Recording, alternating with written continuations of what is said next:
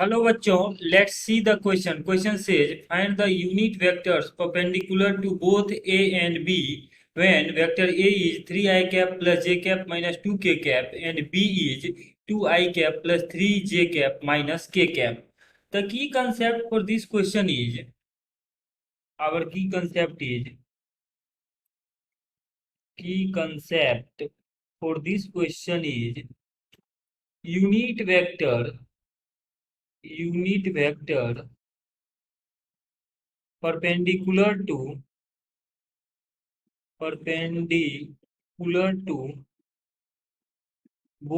perpendicular to both the vectors a and b is equals to a cross b divided by magnitude of a cross B. ये हमारे पास की concept आ जाता है कि कोई दो वेक्टर है, इसके परपेंडिकुलर हमें यूनिट वेक्टर निकालना है। ए और बी दो वेक्टर ऐसे हैं जिसके परपेंडिकुलर हमें यूनिट वेक्टर निकालना है, तो ये आ जाता है a cross b divided by magnitude of A cross B.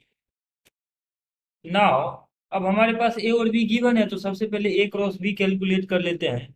So A cross B is, और ए क्रॉस बी कैलकुलेट इस तरह से कर सकते हैं। फर्स्ट रो में आ जाता है आई कैप, जे कैप, के कैप, और यहाँ पे सेकेंड रो में आ जाते हैं वेक्टर ए के कंपोनेंट्स के कोएफिशिएंट्स, दैट इज 3, 1 एंड -2। और थर्ड रो में आ जाएगा बी के कंपोनेंट्स के कोएफिशिएंट्स, दैट इज 2, 3 एंड -1।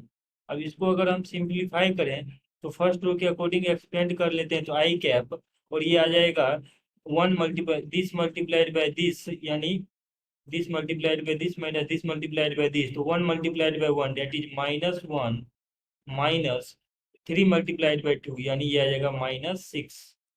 और नेक्स्ट आ जाएगा माइनस जे कैप, और यहाँ से आ जाएगा 3 multiplied by -1 that is -3 minus 2 multiplied by -2 multiplied by -2 that is -4, तो यहाँ से आ जाएगा माइनस का 4, और प्लस का के कैप मल्टीप्लाइड बाय, और यहाँ से आ जाएगा आपके पास 3 multiplied by 3 that is 9 minus 2 multiplied by 1 that is 2।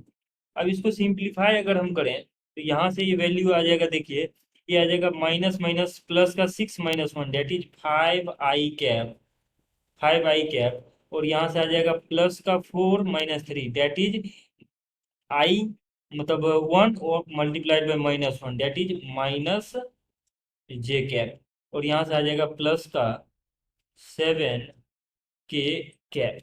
अब यहाँ से हम ए क्रॉस बी का मैग्नीट्यूड अगर निकालें, so magnitude of A cross B vector will be root over, और यहाँ से आ जाएगा 5 का स्क्वायर प्लस -1 का स्क्वायर प्लस 7 का स्क्वायर। अब इसको फर्दर सिंप्लीफाई कर लेते हैं, तो ये वैल्यू आ जाएगा 5 का स्क्वायर 25 प्लस 1 का स्क्वायर 1, और प्लस का 7 का स्क्वायर 49। इसको अगर हम सिंप्लीफाई करें तो ये वैल्यू आ जाएगा √75, जो कि इक्वल होगा 5√3 के। तो ए क्रॉस बी का ए क्रॉस बी के मतलब ए क्रॉस बी का मैग्नीट्यूड जो है वो 5√3 आ रहा है, और ए क्रॉस बी वेक्टर हमारे पास 5i cap minus j cap plus 7k cap आ रहा है। Now the unit vector perpendicular to both a and b means therefore required unit vector, तो रिक्वायर्ड यूनिट वेक्टर आ जाएगा हमारे पास is equals to a cross b, यानी 5i cap minus j cap, और ये प्लस का 7k कैप, और ये डिवाइडेड बाय 5√3।